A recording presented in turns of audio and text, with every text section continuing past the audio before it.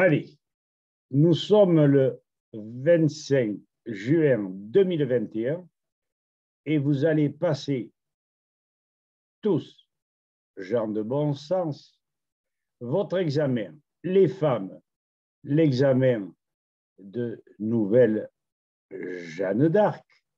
Les hommes, de futur du Guesclin des temps modernes. Vous allez passer cet examen pour mettre en exergue la démocratie, votre souveraineté, et faire que, par notre arme incroyablement forte, que l'on appelle la contre-info, vous allez, non pas soudoyer, vous allez avertir vos maires avec le document épaulant la vidéo, qui est à quelque chose de près composée de la même façon. Vous m'avez bien compris. La contre-info va vous permettre, si vous faites votre travail de souverain, de permettre à nos élus de revenir de leurs erreurs. Voilà. Nous allons faire donc la démonstration et si ce document vous plaît, vous le demandez à jacques.dodon@orange.fr. Et ce document, ensuite, si vous ne l'aviez pas compris, vous le relisez et vous le portez à votre maire en lui disant « Voilà, monsieur le maire, vous êtes-vous posé ces questions ?» Et là, vous les mettez minables. Et vous aurez exercé votre devoir d'information. Et c'est ainsi que nous nous délivrerons de ces gens qui veulent nous empoisonner, nous appauvrir, nous asservir. Voilà. Je ne vous en dis pas plus, nous allons regarder la vidéo ensemble et je pense qu'il y en a certains qui vont se dire « Dodon, il n'est pas si con que nous pensions ». Allons-y gaiement et haut les cœurs. La vidéo s'intitule « On nous cache tout ». Mais pourquoi donc? Rappelez-vous que chaque bien-pensant, nous sommes environ 1 million en France, ne prennent jamais toute information, d'où qu'elle vienne, pour argent comptant. Même celle ci-dessous, pourtant fondée, cohérente. Réfléchissons, reprenons nos réflexes de défense. Nous aurions pu penser que la plupart des maladies relèvent de la contagion humaine, dogme faux, cher à Pasteur. Alors, pour le contrarier et pour lui montrer qu'il est dans l'erreur, qu'ils sont dans l'erreur, il est simplement fait allusion à ceci. Lorsque une pandémie va se déclarer ou se déclare, le premier contaminé, empoisonné est bien plus juste, mais qui lui a donc collé la maladie puisqu'il est le premier? Et la réponse, elle est claire, hein? Et il s'est empoisonné ce couillon lui-même. Là, le biologiste non averti, votre mère, les élus, le médecin, le pharmacien, vous regardent avec des yeux de merlan frit. Eh bien, évidemment, que peut-il vous répondre? Rien. Il est ébahi. Il est surpris. Il n'a pas l'habitude qu'on lui parle d'une manière simple et de bon sens. Alors allons-y. Durant les diverses épidémies sur le terrain, où furent présents, entre autres, le biologiste Marinesco, le docteur Nikhanorov, le professeur Tissot, ne relevèrent en pleine épidémie, n'est-ce pas, que 0,6% de possible contamination, indiscutablement non prouvée. C'est bien ce que signifie le professeur Tissot dans son livre. Non prouvé, contamination entre humains, même en couchant dans le même lit. Les céréales et leurs moisissures meurtrières furent la porte d'entrée de terribles épidémies jusqu'au siècle dernier, suscitant l'effroi. On ne se contaminait pas d'homme à homme. On se contaminait parce qu'on avait bouffé le même produit meurtrier. Inutile de mettre en cause les virus, simples déchets métaboliques inoffensifs. C'est pourtant simple. Le bon sens est présent à toutes les lignes. Mais doutez quand même. D'autres épidémies sont influencées par le manque de respect des règles naturelles. Toutes, je dirais. Principalement par l'eau infectée de diverses façons. L'eau des marigots, l'eau à laquelle on ajoute de l'eau de Javel, du fluor, et Dieu sait s'il s'y emploie, mais aussi toutes sortes de produits chimiques, les injections diverses, l'abus d'alcool, de stupéfiants, les fréquences des ondes électromagnétiques multiples, jusqu'à la simple électricité. En compulsant divers traités, recherches, expériences, notamment sur le terrain, par le professeur Louis-Claude Vincent, le professeur Tissot, les biologistes Vincenzi, Marinesco, Nikharonov, Serralini, Vélo, les docteurs Kikandon, Ancelet, Vercouter, nous constatons d'étonnantes particularités bien différentes de l'enseignement que nous avons tous reçu sur les maladies. Alors écoutez bien, c'est bien écrit en rouge. Jamais nous n'obtenons l'origine des maladies. On ne sait pas d'où elles viennent. C'est une terreur. Et personne ne songe à chercher la cause, les causes.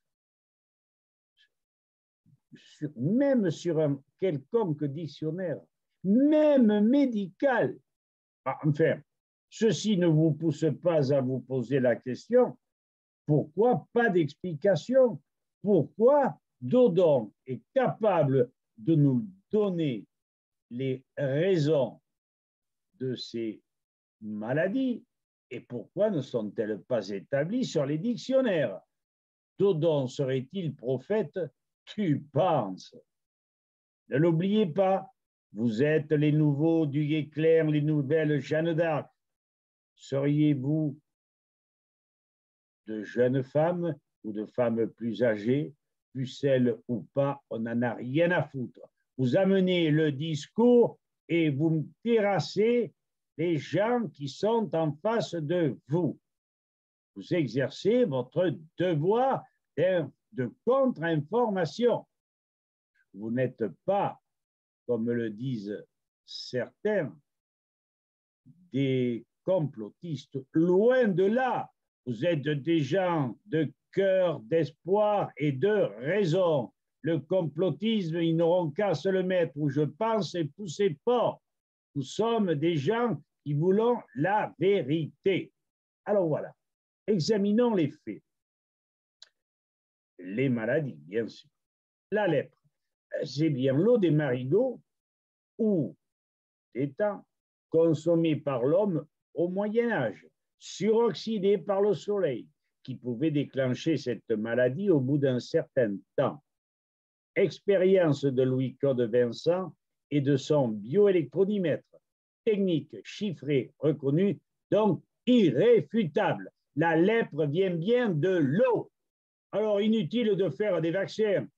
Enfer, quelle bêtise. Paludisme.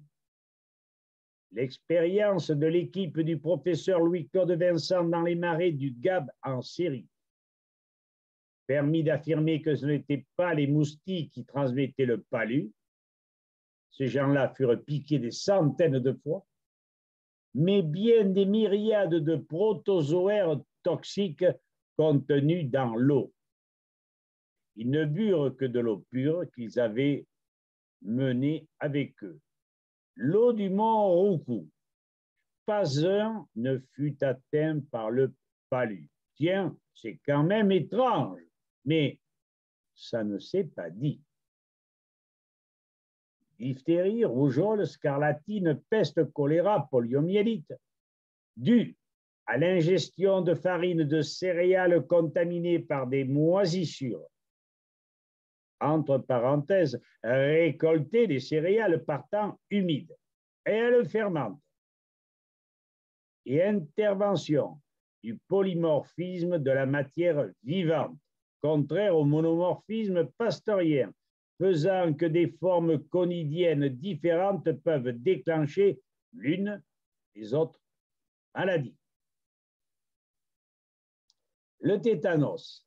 Le docteur Ancelet s'interroge sur la personnalité biologique des personnes atteintes. Le docteur Quiquendone se rendit compte que les alcooliques étaient particulièrement du nombre. Vincenzi, Courmont, Doyon conclurent, écoutez bien, que le sérum de l'homme guéri du tétanos ne contient pas d'antitoxine, donc il n'est pas protégé, même guéri. Alors, si la maladie ne confère pas l'immunité, le vaccin non plus, avec évidemment à la clé d'autres problèmes dont parle le professeur Jules Tissot. Alors, pourquoi vacciner? Mais de qui se fout-on?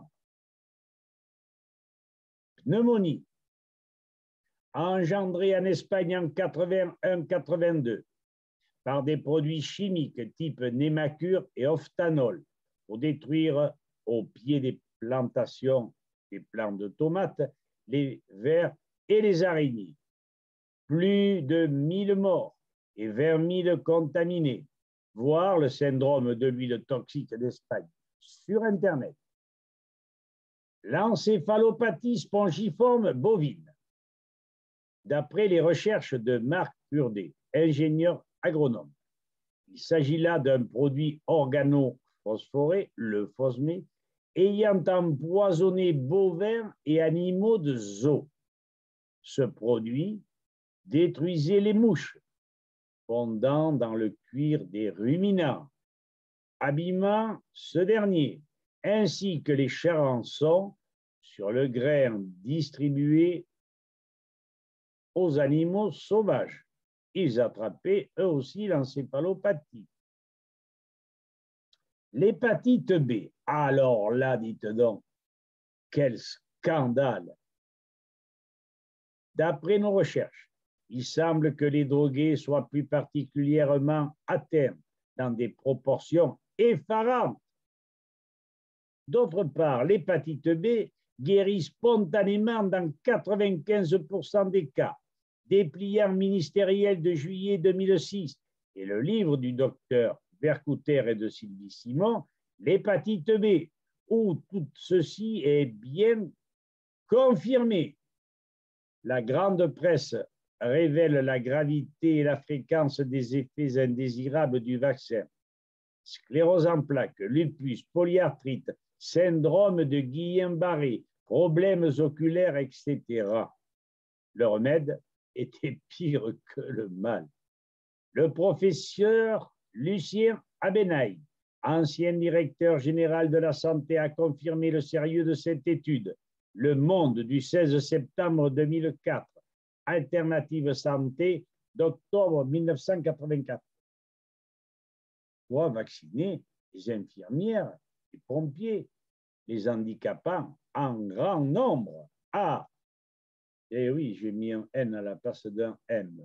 Bon, ceci étant dit, de toute façon, tout le monde maintenant devrait le savoir. Toutes ces maladies, encore que nous n'ayons pas évoqué le sida ni le cancer, nous l'avons dit au début, et ça se guérit bien plus facilement que l'on pense, seulement il faut aller aux causes, il faut aller résoudre les problèmes avec des produits naturels, sont provoqués par l'irrespect de la vie. Une chimie mortifère en agriculture, avec ses nombreux pesticides, glyphosate, et j'en passe, d'où découle une alimentation dénaturée, pauvre en vitamines et sels minéraux, produits corporels et d'entretien avec additifs et colorants de synthèse, nanoparticules déversées par chemtrails ou injectées, drogues diverses, ondes électriques diverses, médicaments, etc. On peut cataloguer ces produits d'agents empoisonneurs que nos défenses immunitaires, si elles sont en état, éliminent naturellement. Et évidemment, si vous bouffez de la merde, comment voulez-vous que le corps réagisse? Ne m'en veuillez pas d'avoir de temps en temps un parler gascon. Le dernier exemple, nous tromperions-nous, servira de conclusion et de loi. La borrelia, ou maladie de Lyme, peut provenir d'une piqûre de tique, oui, mais il semble, par l'étude, par le raisonnement, par l'observation que ce n'est pas général. Cette maladie peut provenir de la présence de métaux lourds ou de produits chimiques dans le corps, restreignant terriblement nos facultés d'élimination. Si par divers traitements naturels, nous parvenons à nous débarrasser des métaux lourds, il est vraisemblable que la borrelia s'élimine bien plus facilement.